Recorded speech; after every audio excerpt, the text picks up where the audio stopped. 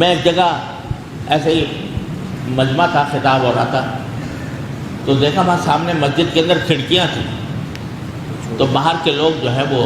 چاہتے تھے کہ اندر آئیں، اب وہ کھڑکی ہے تو کھڑکی کے دروازے توڑ کر اندر داخل ہوئے مسافہ کرنے کے لیے۔ اب دیکھو اللہ تعالیٰ نے ہمیں سلام کا حکم دیا ہے اور سلام کے جواب کا، اور ساتھ میں یہ کہہ دیا کہ بھئی مستحب ہے کوئی دو مسلمان محبت سے مسافہ کرے تو مستحب ہے، لیکن ایک مستحب کے لیے کسی مسلمان کو ایذا دینا، تکلیف پہنچانا جو گناہ کبیرہ ہے، ایک مستحب کے لیے گناہ کبیرہ کا ارتکاب بڑے آرام سے ہم کر رہے ہیں، کوئی پتہ نہیں چلتا کہ ہم نے کوئی دین کے خلاف کام کیا۔ مستحب کے لیے گناہ کبیرہ کا ارتکاب پتہ ہی نہیں چلتا۔ تو معلوم ہوا کہ دین کی صحیح سمجھ ہمارے اندر ابھی تک پیدا نہیں ہوئی۔ بے شک ہم نماز پڑھ لیتے ہیں، الحمدللہ، اللہ تعالیٰ کا بڑا فضل ہوتا ہے، اور بے شک ہم مسجدوں میں آ جاتے ہیں، بے شک ہم نے داڑھی رکھی ہوئی ہے، بے شک ہم نے لباس شریعت کے مطابق پہنا ہوا ہے۔ یہ ساری اتنی بڑی نعمتیں ہیں کہ جن کا جتنا بھی شکر ادا کیا جائے کم ہے،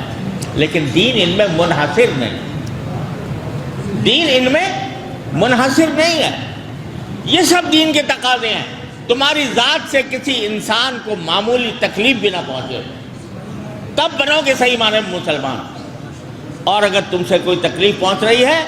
چاہے زبان سے پہنچ رہی ہو، یہ زبان بڑی نازک چیز ہے۔ ایک طرف نعمت اتنی بڑی ہے کہ جس کا کوئی ٹھکانہ نہیں، آج ہمیں مفت مل گئی ہے، قدر نہیں ہوتی۔ اگر اس کسی ایسے شخص کو دیکھو کہ جس سے بولنے کی طاقت سلب کر لی گئی ہو، وہ ساری دنیا کی دولت خرچ کر کے چاہے گا کہ کسی طرح مجھے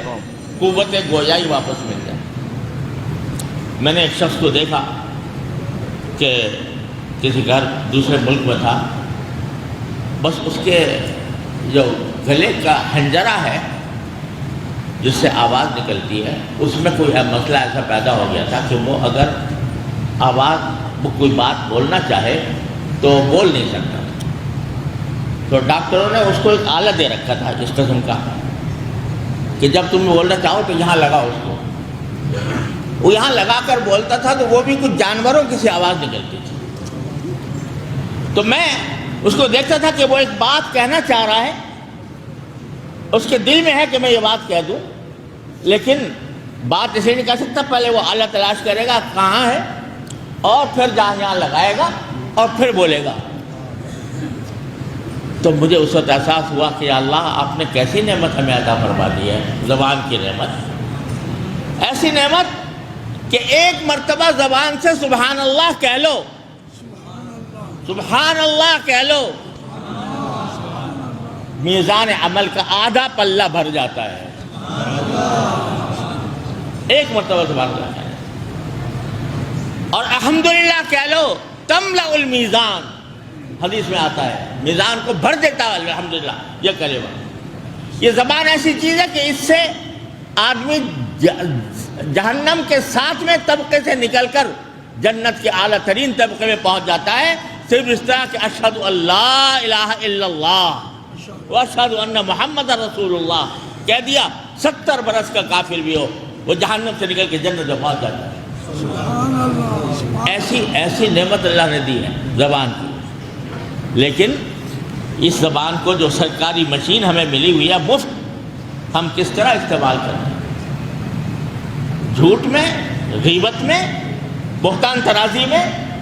دوسروں کی دل آزاری میں، دوسروں کی توہین میں،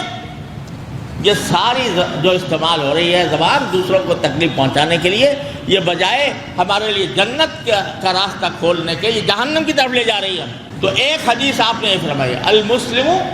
من سلم المسلمون من لسانہ و یدہ، مسلمان وہ ہے جس کے زبان اور ہاتھ سے دوسرے مسلمان محفوظ ہیں۔